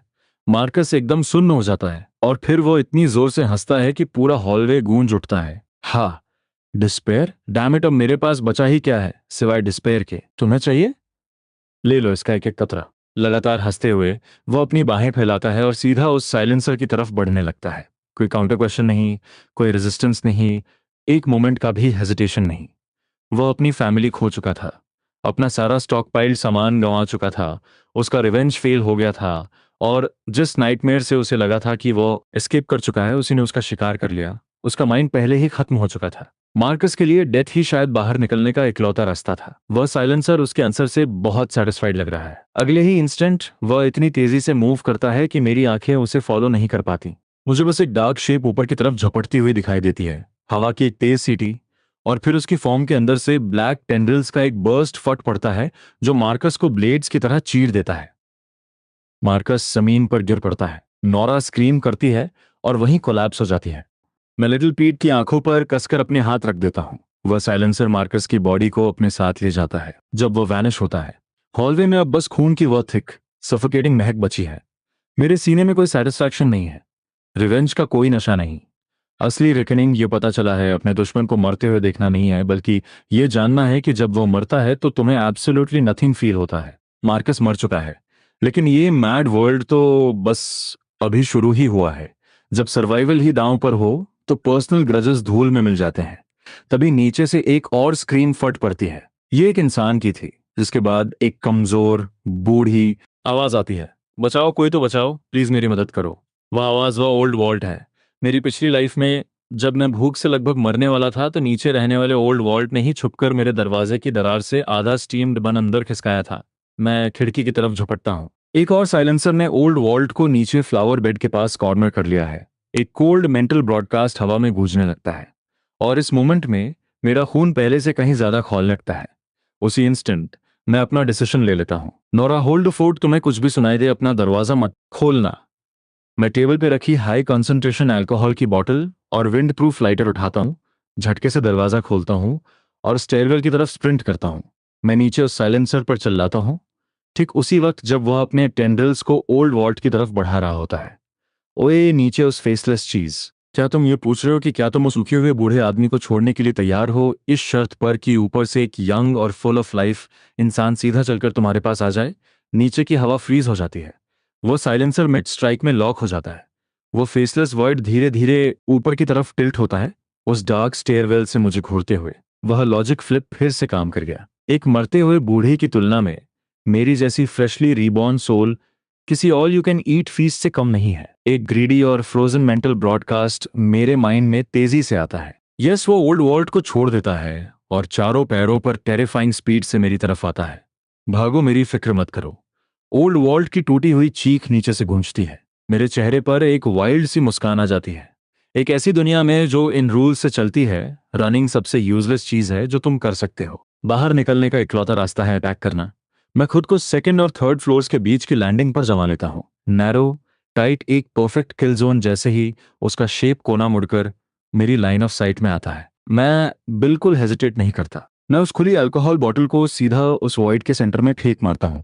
फिर मैं अपना विंड प्रूफ लाइटर क्लिक करता हूँ। क्या तुम ये पूछ रहे हो कि अपनी इस कोल्ड बॉडी को गर्म करने के लिए क्या तुम आग के इस पैशनेट बैप्टिज्म को एक्सेप्ट करना चाहोगे? वह साइलेंसर अब भी पैशनेट और वार्म को प्रोसेस कर रहा है। उसके इंस्टिंक्ट्स उसे किसी ऐसी चीज को रिफ्यूज नहीं करने देंगे जो इतनी पॉजिटिव साउंड करती हो। एक ही इंस्टेंट में उस नैरो स्टेयरवेल के बीच ब्लू फ्लेम भड़क उठती है। वह अल्कोहल उसकी स्किन पर चिपक जाती है और किसी जलती हुई सड़ांध की तरह उसे पकड़ लेती है। वह साइलेंसर एक ईयर स्प्लिटिंग चीख मारता है। यह आग नहीं है जो उसे डिस्ट्रॉय कर रही है, ये लॉजिक कॉन्फ्लिक्ट है। वह इस वायलेंट फिजिकल एगनी को वार्मथ के कॉन्सेप्ट के साथ मिला नहीं पा रहा है, और उसका रूल कोर पूरी तरह मेल्ट डाउन में चला जाता है। वह दीवारों से टकराता है। उसके ब्लैक टेंडल्स पागलों की तरह छटपटाते हैं, सीढ़ियों की रेलिंग को तोड़कर चकनाचूर कर देते हैं। मैं फिर बोलता हूँ, क्या तुम्हें पेन हो रहा है? तो क्या तुम अभी इसी वक्त अपनी सांसें रोकना चाहोगे ताकि ये पेन पूरी तरह से डिसअपियर हो जाए? ये एक परफेक्ट डेथ ट्रैप है। उस पेन को खत्म करने के लिए उसे सांस रोकना अग्री करना ही होगा। वह साइलेंसर आग की लपटों के बीच वायलेंटली तड़पता है। उसके माइंड में यह शब्द पूरी तरह फॉर्म भी नहीं हो पाता कि उसकी बॉडी एक पंक्चर्ड बॉल की तरह पिचक जाती है, ब्लैक लिक्विड के एक पूल में कोलैप्स हो जाती है और आग में जलकर खाक हो जाती है। मैं दीवार के सहारे टिक जाता हूँ, हवा निगलता हुआ। मेरा हार्ट मेरी पसलियों से टकरा रहा है। मैं एक बार फिर जीत गया। ओल्ड वॉल्ट लड़खड़ाते हुए सीढ़ियों से ऊपर आते हैं। अब भी कांप रहे हैं, उनके चेहरे से आंसू बह रहे हैं और वो घुटनों के बल बैठने ही वाले हैं। मैं उन्हें नीचे गिरने से पहले ही पकड़ लेता हूँ, लेकिन मेरी नजरें पहले ही उनके पीछे उन दरवाजों पर जा चुकी हैं जो स्टेयरवेल में ऊपर नीचे खुल रहे हैं। इस कमोशन ने पूरी बिल्डिंग को जगा दिया है। उन्होंने मुझे उस साइलेंसर को मारते हुए देखा है, उन्होंने मुझे उस बूढ़े आदमी को बचाते हुए देखा है, और अब उन आंखों में सिर्फ फियर नहीं है, उनमें हंगर है, क्योंकि उन्हें पता है कि मेरे पास पावर है और मेरे पास सप्लाईज हैं। ओल्ड वॉल्ट में अपनी आवाज़ ऊंची करता हूँ। सर्दियों की हवा जैसी कोल्ड और कटिंग पहले कभी तुमने मुझे आधा बन दिया था, आज मैंने तुम्हें तुम्हारी लाइफ वापस दे दी। वह डेट सेटल हो गया। मैं उन्हें छोड़ देता हूँ और अपने पीठ के पीछे से वह बोन नाइफ निकाल लेता हूँ। उस ब्लेड पर आग की रोशनी चमकती है। मैं धीरे धीरे हॉलवे के सेंटर में चलता हूँ। मेरी आंखें बाहर झांक रहे हर चेहरे पर घूमती हैं। पड़ोसियों, क्या बहुत देख लिया? एकदम डेड साइलेंस, किसी की भी आवाज निकालने की हिम्मत नहीं होती। मुझे पता है तुम क्या सोच रहे हो। तुम्हें वह चाहिए जो मेरे पास है। तुम चाहते हो कि मैं तुम्हें प्रोटेक्ट करूं। मैं एक कोल्ड लाफ हंसता हूं। फाइन। जैसे ही यह शब्द गूंजता है, कई दरवाजे और चौड़े खुल जाते हैं, लेकिन फिर मेरी टोन शार्प और डेडली हो जाती है। तुम सबने देखा कि मार्कस के साथ क्या हुआ। तुमने देखा कि उन दो साइलेंसर्स के साथ क्या हुआ। जो कोई भी 10 मिनट्स और जिंदा रहना चाहता है, अपनी सारी सप्लाईज लेकर आओ, मेरे दरवाजे पर मिलो। ऑफ कोर्स मैं अपने हाथ में चाकू को धीरे से घुमाता हूँ। तुम चाहो तो ना आने का चूज कर सकते हो। उस केस में मैं तुम्हारे दरवाजे पर नॉक कर रहा होऊंगा एक क्वेश्चन के साथ। उस मोमेंट में मैं अब वह इंसान नहीं रहा जिसे मार्कस डराया करता था। मैं इस बिल्डिंग का जज हूँ। 10 मिनट्स बाद 3rd फ्लोर का हॉलवे पूरी तरह पैक्ड है। कोई भी उस बात पर गैम्बल करने की हिम्मत नहीं करता कि वह क्वेश्चन क्या हो सकता है। यहाँ तक कि 5th फ्लोर का सबसे एग्रेसिव आदमी भी, जो पूरी तरह टैटूज से ढका है, क्राउड में चुपचाप खड़ा है, इंस्टेंट नूडल्स का एक बॉक्स पकड़े हुए, अपनी गर्दन झुकाए हुए। फियर असल में कंट्रोल का सबसे बेहतरीन टूल है। कोई भी ऑर्डर हमेशा एब्सोल्यूट फोर्स पर ही टिका होता है। नोरा दरवाजा खोलती है और इस सीन को देखती है। उसका हाथ सीधा उसके मुंह पर चला जाता है। नोरा, एक नोटबुक लाओ। मैं पीछे मुड़कर नहीं देखता, बस ऑर्डर देता हूँ। आज से तुम सारी सप्लाईज रन करोगी। सब कुछ सेंट्रल स्टोर में जाएगा। डिस्ट्रीब्यूशन इस बात पे बेस्ड होगा कि किसने कितना कंट्रीब्यूशन दिया है। ओल्ड वॉल्ट और आप जैसे लोग, आपका काम है उन पर नजर रखना। कोई भी सप्लाईज छुपाए या मेरी पीठ पीछे कोई भी मूव्स चले, आप मुझे तुरंत बताएंगे। ओल्ड वॉल्ट ऐसे सीधे खड़े हो जाते हैं जैसे उन्हें दशकों पहले खोई हुई कोई चीज मिल गई हो। ठीक है Arian, you have my word, अब किसी को ट्राई करने दो। भीड़ में से कोई अपने होठ हिलाता है। ऐसा लगता है जैसे वो ऑब्जेक्ट करने वाला है। मेरी एक नज़र पड़ते ही वे तुरंत अपना सिर झुका लेते हैं। मैं किसी डेड वेट को साथ लेकर नहीं चलता। मैं अपने ही बीच से आने वाले थ्रेट्स को टॉलरेट नहीं करता। मैं इस भीड़ को देखता हूं और अपना नए ऑर्डर का पहला आयरन रूल सामने रखता हूं। इस कंपाउंड में मेरे क्वेश्चंस ही लॉ हैं। तुम्हें सिर्फ एक शब्द में आंसर देना है, यस। अब मुझे बताओ, क्या तुम सरवाइव करने के लिए अपनी लॉयल्टी और अपनी जिंदगी मेरी कमांड के नीचे रखने के लिए तैयार हो? दर्जनों आवाजें उस नैरो हॉलवे में गूंज उठती हैं, फटी हुई, अनइवन, लेकिन डिस्पेयर की गहराइयों से एक साथ उठती हुई।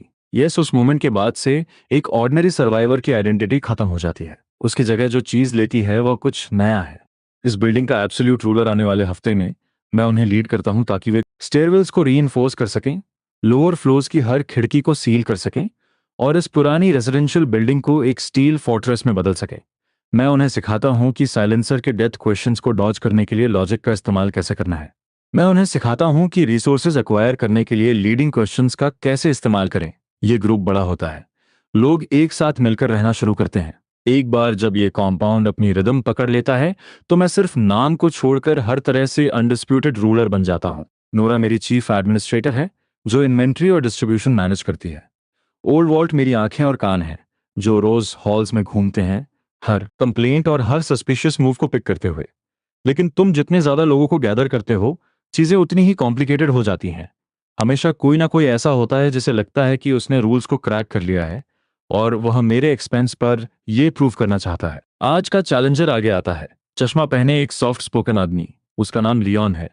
जब उसने कंपाउंड ज्वाइन किया था तो वह सबको खुश करने के लिए ईगर था। उसे रेडियो इक्विपमेंट के बारे में थोड़ा पता था। उसने हमारे ट्रांसमीटर को फिर से काम करने लायक बना दिया। उस चीज की कोई वैल्यू थी। अब वो सप्लाई स्टेशंस पे खड़ा है, नोरा की तरफ देखकर मुस्कुरा रहा है। मैं अपनी कुछ इंफॉर्मेशन को कॉम्पाउंड की कुछ चीजों के बदले ट्रेड करना चाहूंगा। क्या यह पॉसिबल होगा? नोरा मेरे सेट किए हुए प्रोटोकॉल को फॉलो करती है, उसी स्टैंडर्ड फॉर्म में रिस्पॉन्ड करते हुए। तो आपके कहने का मतलब है कि आप अपनी इंफॉर्मेशन को हमारे स्टोर से इक्वल वैल्यू की सप्लाईज के साथ ट्रेड करने के लिए तैयार है। क्या यह करेक्ट है? ये मेरा पहला फायरवॉल है। एक्सचेंज को हमेशा इक्वल वैल्यू से एंकर करके रखो। लियोन अपने ग्लासेस ऊपर खिसकाता है। उसके लेंस पर रोशनी की एक चमक दौड़ जाती है। मेरा क्वेश्चन ये है कि आप इस कंपाउंड के नेता होने के नाते हमारे आधे कैन गुड्स को इस्तेमाल करने के लिए तैयार होंगे मेरे इस प्रॉमिस के बदले कि मैं फ्यूचर में आपको एक क्रिटिकल लाइफ सेविंग इंटेलिजेंस दूंगा। पूरा कमरा इंस्टेंटली साइलेंट हो जाता है। हर आंख उन कैंस से हटकर मेरे चेहरे पर टिक जाती है। हमारे आधे कैंड गुड्स ये कॉम्पाउंड की पूरी हार्ड करेंसी का लगभग आधा हिस्सा है, जिसे एक वेग अनवेरिफाइबल प्रॉमिस के लिए ट्रेड किया जा रहा है। क्या शानदार कॉन जॉब है! बिना कुछ दिए सब कुछ ले लेना। और वो नोरा से नहीं पूछ रहा, वो मुझसे पूछ रहा है। वह नो बैन का इस्तेमाल सर्जिकल प्रिसिशन के साथ कर रहा है। अगर मैं नो कहता हूं तो कोई नहीं जानता कि ये डूम्सडे रूल मेरे साथ क्या करेगा, और किसी में ये पता लगाने की हिम्मत भी नहीं है। लेकिन अगर मैं यस कहता हूं तो मेरी अथॉरिटी एक इंस्टेंट में कोलैप्स हो जाएगी। अगर आज वह एक प्रॉमिस को हमारे आधे कैंस के लिए ट्रेड कर सकता है, तो कल कोई भूत की कहानी सुनाकर हमारा सारा पानी ट्रेड करने की कोशिश करेगा। पूरा ऑर्डर बिखर जाएगा। मैं अपनी बाहें खोलता हूं और धीरे क्राउड के पीछे से बाहर आता हूं, ठीक उसके सामने आकर रुकते हुए। मैं स्माइल करता हूं। लियोन, ये बहुत ही वेल फॉर्म्ड क्वेश्चन है। वह अपने होठों की मुस्कान को रोक नहीं पाता, लेकिन मुझे ये पूरी तरह से समझ नहीं आया। क्या तुम मुझसे पूछ रहे हो कि मैं तुम्हारे क्वेश्चन को कुछ ज्यादा प्रिसाइज चीज में ट्रांसलेट करने में मदद करूं, ताकि यहां मौजूद हर कोई ये समझ सके कि तुम्हारा एग्जैक्ट मतलब क्या है? मैं उसकी नजरों से नजरें मिलाता हूं। इससे पहले कि वो आंसर दे सके, मैं फायर कर देता हूं। जो तुम असल में पूछ रहे हो वो ये है कि तुम पर्सनली हर इंसान के आधे सर्वाइवल राशंस तुम्हें फ्री में सौंपने के लिए तैयार हो, लियोन? सिर्फ एक वर्बल प्रॉमिस पर गैम्बल करने के लिए जिसकी वैल्यू शायद एब्सोल्युटली नथिंग निकले। क्या तुम यही पूछ रहे हो? मेरी आवाज शार्पली ऊंची होती है। एक एक शब्द कमरे में बुलेट की तरह लगता है। लियोन के चेहरे से वह सारी स्मगनेस एक ही इंस्टेंट में गायब हो जाती है। उसने ये एक्सपेक्ट नहीं किया था। मैंने उसके खेल में हिस्सा नहीं लिया। मैंने उसकी उस घटिया सी स्कीम को फाड़ कर सबके सामने रख दिया, ताकि हर कोई उसे देख सके। भीड़ में हलचल होती है।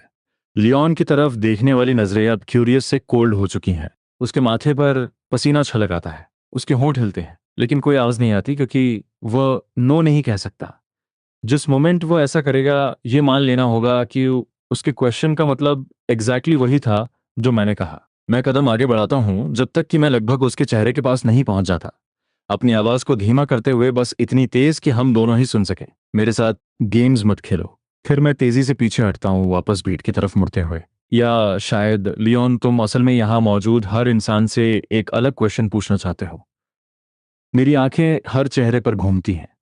क्या तुम असल में यहाँ मौजूद हर इंसान से ये नहीं पूछ रहे हो? क्या तुम किसी ऐसे इंसान पर ट्रस्ट करने के लिए तैयार हो जो इस अपोकलिप्स के बीच में कुछ भी कंट्रीब्यूट करने के बारे में नहीं सोच रहा, बल्कि लूपहोल्स के जरिए इस कॉम्पाउंड को पूरी तरह खाली करने की कोशिश कर रहा है, और यहाँ सबको फूल समझ रहा है? भीड़ भड़क उठती है। नो वे, इसका यही मतलब था। डैम इट, मुझे पता था कुछ तो गड़बड़ है।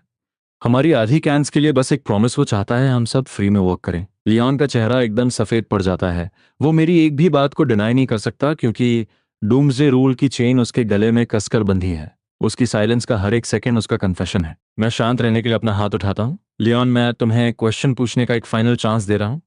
मैं अपनी नजरें उसकी आंखों पर टिका देता हूँ, उसे नजरें चुराने की कोशिश करते हुए देखता हूँ, और स्लोली क्लियरली बोलता हूँ, क्या तुम आखिर में सबसे यही सवाल नहीं पूछना चाहते कि सब लोग, मैं लियोन, एक पल के लिए अपना माइंड खो बैठा था और अपने इंटरेस्ट के लिए कलेक्टिव को डैमेज करने के लिए एक लॉजिक ट्रैप यूज करने की कोशिश की।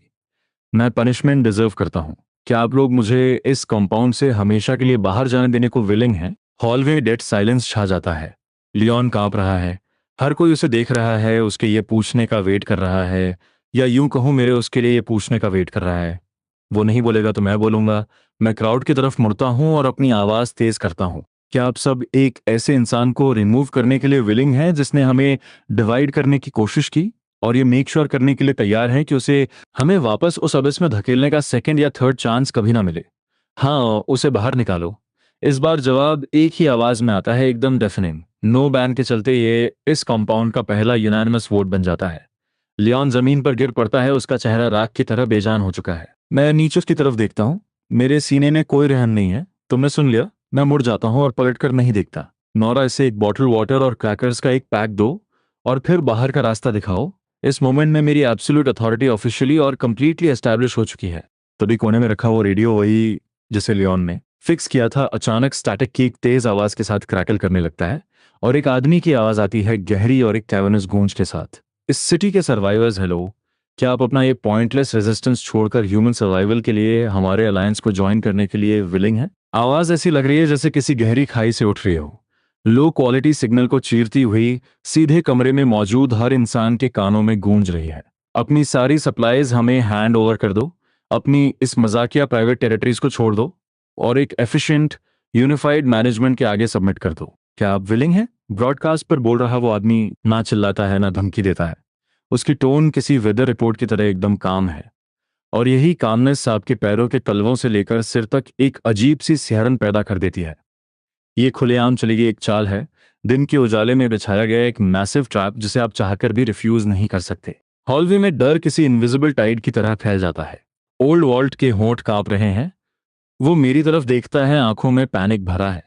नोरा बिना कुछ सोचे लिटिल पीट को अपने पीछे खींच लेती है। उसके चेहरे का रंग उड़ चुका है।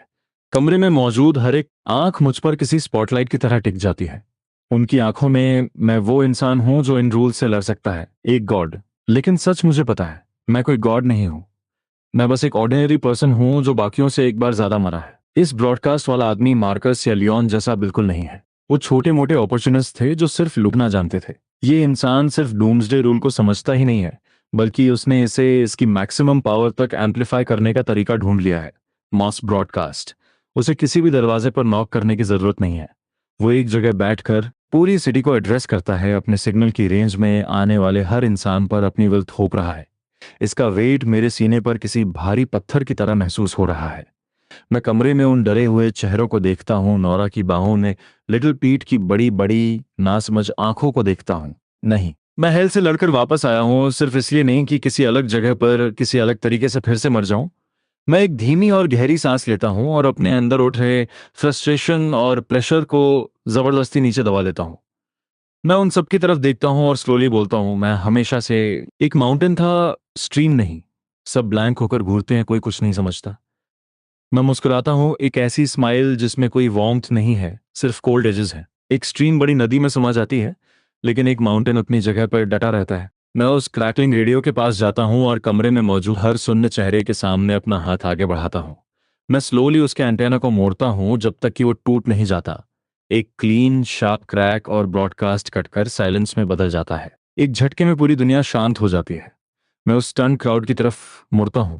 उसने हमसे पूछा कि क्या हम विलिंग हैं, लेकिन वो भूल गया हमारे पास क्वेश्चंस पूछने का राइट भी है। यहाँ रुकने का मतलब है अपना वो राइट किसी और को हैंड ओवर कर देना। हम सब कसाई के तख्ते पर रखे बकरों की तरह होंगे। क्या तुम लोग यही चाहते हो? कोई कुछ नहीं बोलता, लेकिन उनकी तनी हुई मुट्ठियां और लाल आंखें मुझे मेरा जवाब दे चुकी हैं। मैं उस दीवार के पास जाता हूँ जहां हमने एक सप्लाई रन पर मिला सिटी मैप टांगा था। मेरी उंगली मैप के सेंटर पर जाकर टिक जाती है। ब्रॉडकास्ट टावर की मार्क्ड लोकेशन। इससे पहले कि वो हमें ढूंढे, हम उसे ढूंढेंगे। मैं नौरा की तरफ मुड़ता हूँ और ऑर्डर देता हूँ। वो तुरंत सीधी खड़ी हो जाती है। अपनी सारे वेपन्स और यूजेबल व्हीकल्स की इन्वेंट्री लो। सबसे स्ट्रांग और शार्प 3 लोगों को पिक करो, एक स्ट्राइक टीम बनाओ। यस, ओल्ड वॉल्ट, तुम और बाकी सब लोग इस बिल्डिंग का फाइनल रीइंफोर्समेंट शुरू करो अभी। इस मोमेंट से ये जगह हमारा फोर्ट्रेस और हमारा फॉल बैक है। मैं रुकता हूँ। मेरी नजरें कमरे में मौजूद हर एक इंसान पर जाती हैं। याद रहे, हम सरेंडर नहीं करने वाले, हम नेगोशिएट नहीं करने वाले। मेरी आवाज भारी हो जाती है जिसमें एक फाइनल डिसीजन का वेट है। मैं उसे ये बताने जा रहा हूं कि इस सिटी के 2 रूलर्स हैं। यूं कहूं बहुत जल्द सिर्फ एक ही होगा। हम एक मॉडिफाइड एसयूवी ड्राइव कर रहे हैं जिसके फ्रंट में आर्मर्ड स्टील लगा है, और इस डेड सिटी से एक साइलेंट प्रेडेटर की तरह गुजर रहे हैं। अंदर कोई कुछ नहीं बोलता, सिर्फ इंजन की गहरी रंबल और टायरों के नीचे बजरी के कुचलने की आवाज है। वो 3 लोग जिन्हें नौरा ने सेलेक्ट किया था, रेक्स जो एक्स मिलिट्री है, ड्राइव कर रहा है और वॉच पर है, और ट्विन ब्रदर्स ब्रूनो और प्रीमो, फॉर्मर जिम ट्रेनर्स, जो दीवारों की तरह चौड़े हैं और दोनों ने एक फायर एक्स पकड़ रखी है। हम अपनी डेस्टिनेशन पर जल्दी पहुंच जाते हैं। उनका कंपाउंड मेरी एक्सपेक्टेशन से भी ज्यादा हेवीली फोर्टिफाइड है। रेक्स फर्स्ट चेक पॉइंट से 50 मीटर दूर व्हीकल को रोक देता है। अब क्या करें? वो आर्म्ड है, उसकी आवाज में टेंशन है। मैं दरवाजा खोलता हूं और अकेला बाहर निकलता हूं। चेक पॉइंट के पीछे कम से कम 5 या 6 गन बैरल सीधे मेरी तरफ पॉइंटेड है। सामने खड़ा आदमी दूर से चिल्लाता है, क्या तुम अभी पीछे मुड़कर यहां से लीव करने के लिए विलिंग हो? एक स्मार्ट ओपनिंग मूव। मैं ना हाँ कह सकता हूँ और ना ना, क्योंकि अगर मैं ना कहता हूँ तो डूम्सडे रूल के लिटिल टर्म्स के हिसाब से मैं ये डिक्लेयर कर रहा हूँ कि मैं लीव करने से रिफ्यूज करता हूँ, जिसका मतलब है कि मैं खुद को सरेंडर कर रहा हूँ। लेकिन मैं मुस्कुराता हूँ। मैं अपने कदम जमाता हूँ और क्लियर आवाज में जवाब देता हूँ, मैं यहाँ तुम्हारे नेता के लिए आया हूँ। मुझे बताओ, क्या तुम ये पूछ रहे हो कि क्या मैं अपने सारे डिफेंसेस लोअर करके अकेले तुम्हारे बेस में वॉक करूँ और तुम्हारी क्वेश्चनिंग के आगे सबमिट कर दूँ? मैंने एक पोटेंशियल हॉस्टिलिटी वाले मूव को पकड़कर उसे एक क्वेश्चन में रिफ्रेम कर दिया है जो वो मुझसे पूछ रहे हैं। वो गार्ड साफ तौर पर फ्रीज हो जाता है। उसने इस काउंटर की उम्मीद नहीं की थी। कुछ सेकंड्स के लिए हवा जैसे जम सी जाती है, फिर उसके बगल के रेडियो से एक आवाज क्रैकल होती है, अम्यूज्ड और अनहरीड। इंटरेस्टिंग, उसे अंदर आने दो। वो चेन लिंक गेट स्लोली खुलता है। मैं पीछे रेक्स और बाकी लोगों की तरफ देखता हूँ। एक स्टेडी लुक जो कहता है शांत रहो, और फिर मैं अकेला अंदर वॉक करता हूँ। मुझे ब्रॉडकास्ट टावर के अंदर ले जाया जाता है, जो अब एक वास्ट लिविंग कॉम्प्लेक्स बन चुका है। लोग हर डायरेक्शन में मूव कर रहे हैं, लेकिन फिर भी एक खौफनाक साइलेंस है। हर चेहरा ब्लैंक है। एक ऐसा ऑर्डर जो आपकी हड्डियों तक में ठंडक दौड़ा दे। टॉप फ्लोर पर मेन ब्रॉडकास्ट हॉल में आखिरकार मैं उनके नेता से मिलता हूँ। वो MID 40S का लग रहा है, गोल्ड रिम ग्लासेस और एक क्लीन वाइट शर्ट। वो किसी एपोकलिप्स वॉरलॉर्ड से ज्यादा एक यूनिवर्सिटी प्रोफेसर लगा है। वो एक वाइट ब्रॉडकास्ट डेस्क के पीछे बैठा है, कामली अपने ग्लासेस साफ करते हुए। वेलकम, वो कहता है अपने लेंसेज के पीछे से सिर उठाते हुए। उसकी आंखें किसी चील की तरह शार्प हैं। वो गेस्ट जो लॉजिक से लड़ता है, और तुम जरूर वो होगे जिसे क्वेश्चंस पूछना पसंद है। मैं बिना इनवाइट किए उसके सामने वाली कुर्सी खींचकर बैठ जाता हूँ। वो मुस्कुराता है, जिसे देखकर लगता है कि उसे कोई फर्क नहीं पड़ा। इस अपोकलिप्स में इंटेलिजेंस ही पावर है, क्या तुम्हें नहीं लगता? वो अपने ग्लासेस वापस पहनता है और हल्का सा आगे झुकता है, उंगलियां डेस्क पर आपस में फंसी हुई। तुम्हारे यहाँ आने ने मुझे सच में सरप्राइज किया है। मैंने अज्यूम किया था कि इस सिटी में मैं ही इकलौता क्लियर हेडेड इंसान बचा हूँ। अगर तुम्हें पहले से पता था कि मैं एग्जिस्ट करता हूँ, तो मुझे प्रोब करने के लिए उस ब्रॉडकास्ट का यूज क्यों किया? क्या ये थोड़ा पॉइंटलेस नहीं लगता? मैं बिल्कुल भी हिचकिचाता नहीं हूँ। वो कोई प्रोब नहीं था। वो सिर हिलाता है, उसकी स्माइल और गहरी हो जाती है। वो एक डिक्लेरेशन था। मैं बस अपनी प्रेजेंस अनाउंस कर रहा था और उन बेवकूफ़ों को क्लियर आउट कर रहा था जिन्हें रूल समझ भी नहीं आते। उसका हर लफ्ज एक अनडिस्गाइज्ड एरोगेंस और ह्यूमन लाइफ के लिए कंप्लीट इंडिफरेंस से टपक रहा है। मेरा दिमाग हाई गियर में शिफ्ट हो जाता है। यह आदमी मार्कस से 10,000 गुना ज्यादा डेंजरस है। मार्कस की लालच और क्रूरल्टी उसके चेहरे पर दिखती थी। इस आदमी का इविल लॉजिक और इंटेलिजेंस में लिपटा हुआ है, जो कंपोजर की लेयर्स के नीचे छिपा है। उसे चीजें छीनने में मजा नहीं आता। उसे अपनी इंटेलेक्चुअल डोमिनेंस से हर चीज को कंट्रोल करने का प्लेजर पसंद है। वो मुझे स्टडी करता है और फिर अपना पहला असली क्वेश्चन उछालता है। चूंकि तुम मेरे पास वॉलंटरीली आए हो, तो मैं अज्यूम करता हूं कि तुम एक इंटेलिजेंट पर्सन हो। तो क्या तुम सभी सर्वाइवर्स के फ्यूचर के लिए अपनी इंटेलिजेंस कंट्रीब्यूट करने और हमें ज्वाइन करने के लिए विलिंग हो? ये क्वेश्चन किसी भी चीज से 100 गुना ज्यादा विशेष है। जो नीचे वाले गार्ड ने कहा था, यह दिखने में एक अच्छे ऑफर जैसा लगता है, लेकिन अगर मैं ऐसे काउंटर करने में फेल हो गया, तो मैंने इम्प्लिसिटली अपने ऊपर उसकी अथॉरिटी एक्सेप्ट कर ली है। मेरा दिमाग हर एक वर्ड को चीर कर देखता है। कंट्रीब्यूट जॉइनस हर एक लफ्ज एक हायरार्की का हिंट दे रहा है। जहां मैं उससे नीचे हूं, उसे कोई पार्टनर नहीं चाहिए। उसे एक क्लेवर सबॉर्डिनेट चाहिए। मैं उसकी आंखों में देखता हूं और मुस्कुराता हूं। प्रोफेसर, ये एक फैसिनेटिंग क्वेश्चन है, लेकिन जवाब देने से पहले क्या मैं ये कंफर्म कर सकता हूं कि क्या आप सच में ये पूछ रहे हैं कि क्या मैं आपकी टीम के साथ एज एन इक्वल कोलैबोरेट करने और एक ऐसा प्लान जॉइंटली डेवलप करने के लिए विलिंग हूं जो हर इंसान के बेसिक राइट्स को प्रोटेक्ट करे, ना कि सिर्फ आप पर अपनी यूनिलैटरल लॉयल्टी प्लेज करूं? मैंने कंट्रीब्यूट को कोलैबोरेट एज इक्वल से स्वैप कर दिया और ज्वाइन यू को जॉइंटली डेवलप से रिप्लेस कर दिया है। पहली बार प्रोफेसर की वो स्माइल फ्रीज हो जाती है। वो पूरे 10 सेकेंड्स तक मुझे खामोशी से घूरता है। उसकी आंखों का वो अम्यूजमेंट अब उस इंसान की केयरफुल चौकसी में बदल चुका है, जिसे आखिरकार अपनी टक्कर का कोई मिल गया हो। तुम मेरी उम्मीद से कहीं ज्यादा शार्प हो। वो अचानक बात घुमाता है। क्या तुम्हें ये क्यूरियोसिटी नहीं है कि मैं इतनी आसानी से इस तरह का ऑर्डर कैसे बिल्ड कर पाया? मेरे जवाब का वेट किए बिना वो खुद ही आंसर देता है, क्योंकि रूल्स को खुद अपग्रेड किया जा सकता है। जब कोई इंसान 100 से ज्यादा लोगों की विल को सक्सेसफुली कंट्रोल करने के लिए रूल्स का यूज करता है, तो वो एक रूल विश अर्न करता है। ये बात मैंने पहले कभी नहीं सुनी थी। मेरी फर्स्ट विश ये थी कि जो कोई भी मेरे खिलाफ रेजिस्टेंस का ख्याल अपने दिमाग में लाएगा, उसे तुरंत सुइयों के चुभने जैसा एक शार्प पेन महसूस होगा। और बिल्कुल ऐसे ही ऑर्डर एस्टैब्लिश हो गया। प्रोफेसर की आंखों में एक पागलपन वाली चमक दिखाई देती है। मेरे दिमाग में एक सिहरन दौड़ जाती है। कोई हैरानी की बात नहीं कि यहाँ सब किसी हॉलो शेल की तरह मूव कर रहे हैं। वो रेजिस्ट करने से रिफ्यूज नहीं करते। वो खुद को इसके बारे में सोचने तक की परमिशन नहीं दे सकते। वो अब पीछे की तरफ झुकता है, अपने टोटल कंट्रोल वाले पोस्चर में वापस सोलेज सेटल होते हुए। क्या तुम्हें अभी भी लगता है कि तुम मुझसे इक्वालिटी पर बात करने की स्टैंडिंग रखते हो? उसे लगता है कि इस रेवलेशन ने मुझे तोड़ दिया होगा, लेकिन मैंने अभी उसकी हर एक बात में सबसे फेटल ब्लाइंड स्पॉट ढूंढ लिया है। मैं उसे वहां अपनी ही जीनियस पर पूरे स्मग सेटिस्फैक्शन के साथ बैठे हुए देखता हूँ, और मुझे अचानक ये सब बहुत मजेदार और पैथेटिक लगता है। प्रोफेसर का एक्सप्रेशन पूरी तरह बदल जाता है। मैं खड़ा होता हूँ। मैं उसकी तरफ नहीं देखता। इसके बजाय मैं हॉल में मौजूद उसके लोगों की तरफ देखता हूँ, जो मेरे एक लफ्ज से पहले ही बेचैन होने लगे हैं। मैं अपना हाथ उठाता हूँ और पॉइंट करता हूँ प्रोफेसर की तरफ, स्लोली और डिलिबरेटली, जैसे मैं कोई पब्लिक वर्डिक्ट सुना रहा हूँ। मेरी आवाज लाउड नहीं है, लेकिन वो हर एक सीने पर बिजली की तरह गिरती है। प्रोफेसर, क्या सच में आप अपने फॉलोअर्स से यही सवाल नहीं पूछना चाहते? क्या आप लोग एक अकेले इंसान के एम्बिशन के लिए इनोसेंट सर्वाइवर्स पर अटैक करने और साइलेंसर्स की तरह ही इनह्यूमन बनने के लिए विलिंग हैं? मेरा सवाल हॉल में ठहरे हुए पानी में किसी बम की तरह गिरता है। पूरा कमरा इस इम्पैक्ट से गूंज उठता है।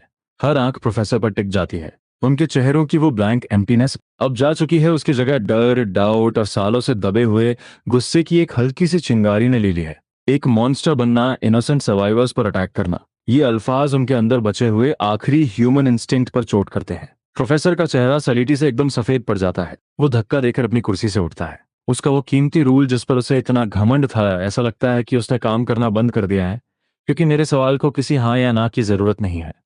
मैंने तो बस उनकी तरफ से वो सवाल पूछ लिया है जो उनके दिलों के सबसे गहरे हिस्से में दफन था। वो हार गया।